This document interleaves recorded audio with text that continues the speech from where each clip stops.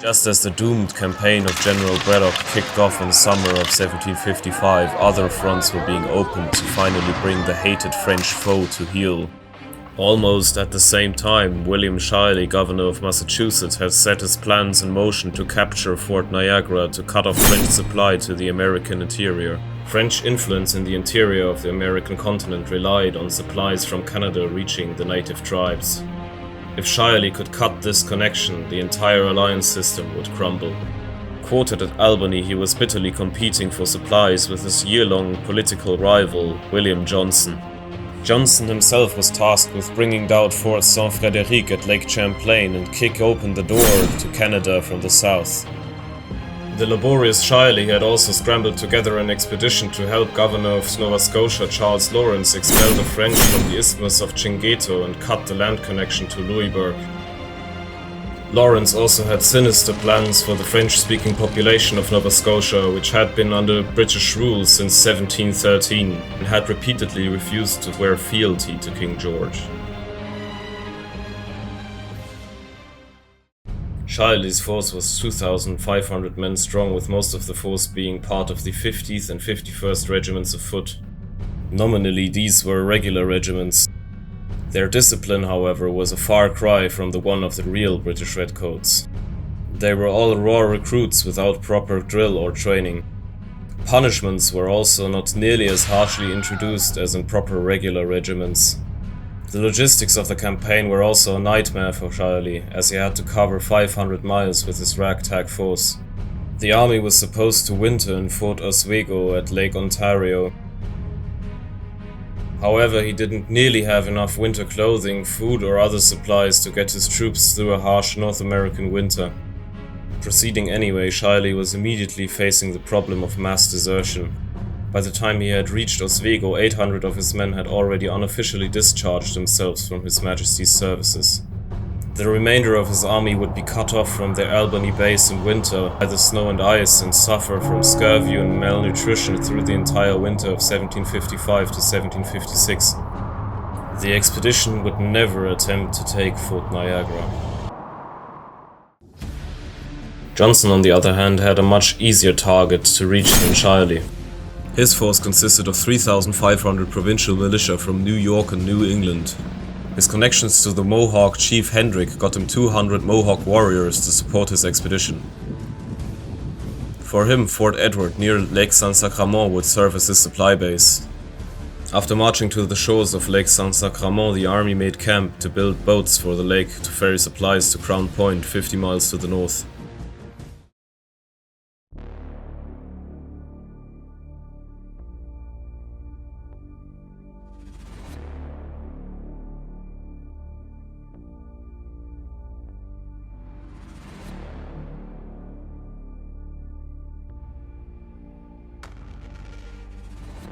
Johnson's men started clearing the woods in order to erect a fortified camp. However, this was quickly disturbed by the Mohawk scouts reporting several hundred tracks of native warriors a few miles away. 4 days later, the scouts reported tracks of what must have been several hundred Europeans. The Anglo-Americans immediately started to fell trees around the Lake George, dragging them into barricades and clearing fields of fire. Johnson, expecting an attack on Fort Edward, sent 1,000 militiamen and 200 Mohawks to defend it. Unbeknownst to them, 600 Canadians, 200 French regulars, 700 Abenakis and Catholic Mohawk converts were lying in ambush on the road to Fort Edward. They were being led by General Discourt, the supreme commander of all French forces in Canada. It seemed as if the Braddock disaster would repeat itself. However, the Catholic Mohawk, after hearing that their kinsmen were amongst the approaching enemy, warned them in advance. While the Mohawks had enough warning to retreat to the camp, the lead unit of Massachusetts militia tried to assault the superior ambush force. Chief Hendrick, who had chosen to join this attack, was shot in the head by a French musket ball. When the survivors streamed into the camp, they found their comrades busy reinforcing the barricades with overturned wagons and boats and positioning cannon to cover the road. Descaut's vanguard of Indians was immediately deterred by the sight of these fortifications and dispersed into the woods, sporadically firing on the Anglo-Americans manning the barricades.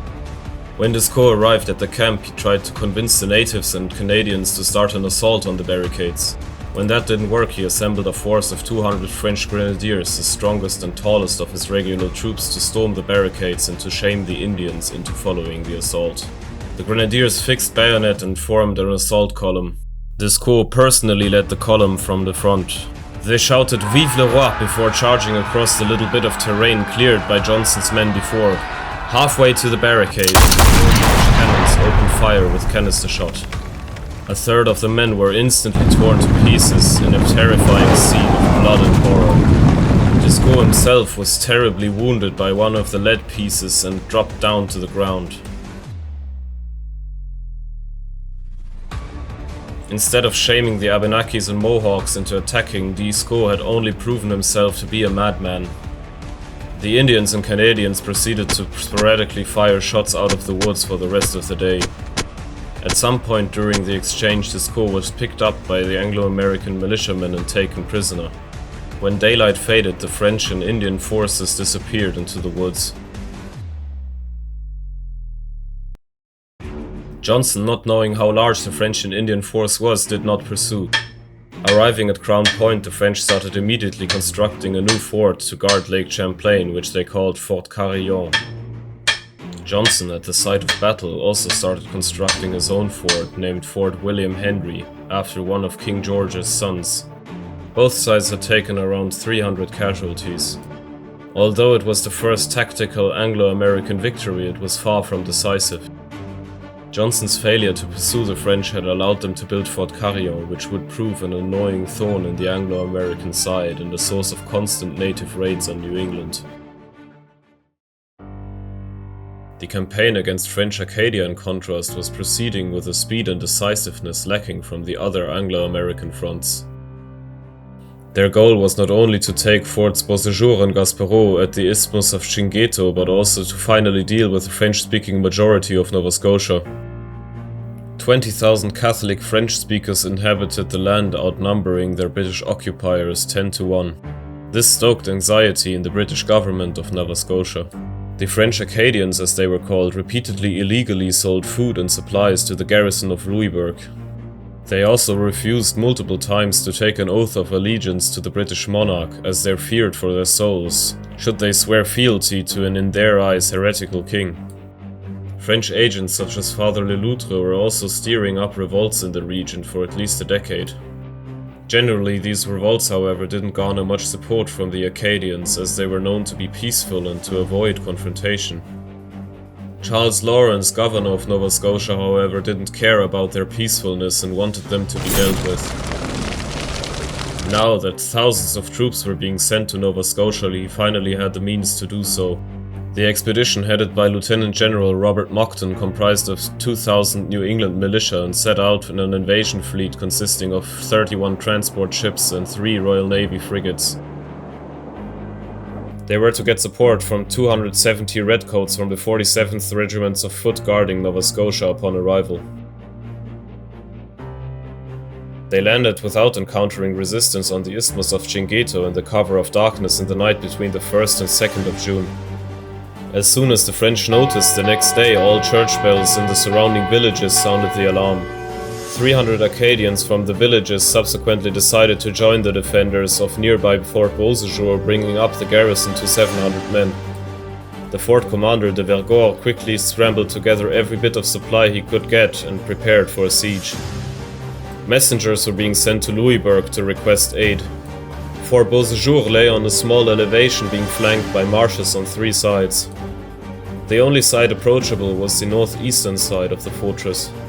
To reach it, Monckton embarked on a wide flanking maneuver across the Missaguash River to the northeast of the fort. Upon reaching the river crossing at a place called Pont Bouot, the Anglo-Americans encountered first resistance. The French had burned the small wooden bridge that was there before and erected barricades behind the river. Undeterred by this, the British Redcoats formed a vanguard and poured devastating volleys onto the French and Indian defenders of the barricades. After sustaining some casualties, the French and Indians abandoned their untenable position. Monckton then brought forward the Massachusetts regiment's pioneers and quickly rebuilt the bridge. Upon crossing the river, Monckton set up his siege camp upon a high ground to the northeast of the fort called Butte Amirante. Thus the siege of Fort Beauséjour had officially started. Over the course of the next week, the British dug in and constructed sophisticated siege works. Heavy artillery was brought up to the Butte Amirante to fire on the French fort from above. The French started several sorties to disrupt the construction. None of them were able to significantly disrupt the progress. On the 12th, 400 provincial soldiers and 100 regulars were dispatched from the siege camp to seize the nearby high grounds of Butte à Charles. Seeing the British move on the hill, de Vergor dispatched his own force to prevent the British from seizing it. The British, however, reached the high ground first and used the elevated position to easily repel the French. On the next day, the siege lines were moved even closer to the fort, encumbering the Butte à Charles. The siege artillery commenced a devastating bombardment on the garrison. During the night, a messenger for de Vergor was allowed to pass through the siege lines, informing the French commander that the sea approaches to the fort were blocked off and no help was coming for the French. The garrison quickly got wind of this, and during the night a substantial number of them deserted. During the next 2 days, the now smaller garrison was terrorized by an earth-shaking artillery bombardment. On the 16th, de Vergor finally had enough and summoned all his officers to begin capitulation talks. Father Le Loutre strongly opposed such proposals and subsequently escaped from the fort to New France on his own. The garrison surrendered the next day under the full honors of war. They were allowed to return to Louisbourg and keep all their small arms and personal possessions as well as one ceremonial cannon. Fort Gaspereau, the only remaining French outpost in the region, quickly surrendered under the same terms. The French-speaking civilian population of Nova Scotia, however, didn't get off so lightly. Governor Charles Lawrence finally saw his chance to ethnically cleanse the region. The British and Anglo-American troops set out throughout the countryside, kidnapping the civilian population en masse. Homesteads and fields were burned and livestock was killed. Numerous well-documented cases of sexual assault also were committed by the British and provincial troops. The survivors were hauled into overcrowded transport ships and were dispersed into other British colonies. Families were separated, with many of them ending up in indentured servitude. Thus the campaigning season of 1755 drew to a close, with the lake defended and the province purged.